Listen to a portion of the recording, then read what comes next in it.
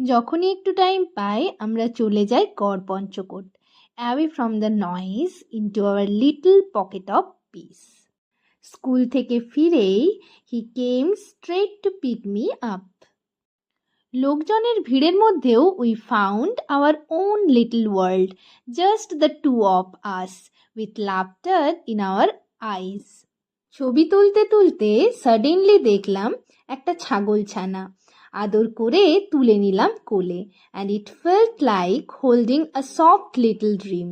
সেই ছাগলছানার নির্দোষ চোখ বুঝিয়ে দিল, sometimes love is all about little things. Then came the best part. বসে পড়লাম চায়ের দোকানে, আর শুরু হলো আমাদের মুড়ি মাখার গল্প। মুড়ি মাখলাম দুজন মিলে, পেঁয়াজ, চপ আর গোটা চারেক লঙ্কা। মুড়ি মাখা হলো যেন প্রকৃতির কোলে, ঝাল, মিষ্টি, প্রেম সব মিলে একটা শান্তির ছোঁয়া।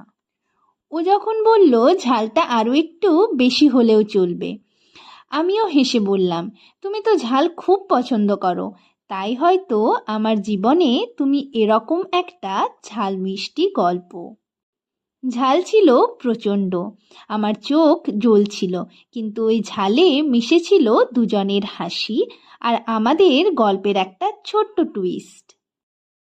লাক্সারি ডেট লাগে না, এক প্লেট ঝাল মুড়ি, এক কাপ চা আর প্রকৃতির কোলে হাত ধরা সন্ধে।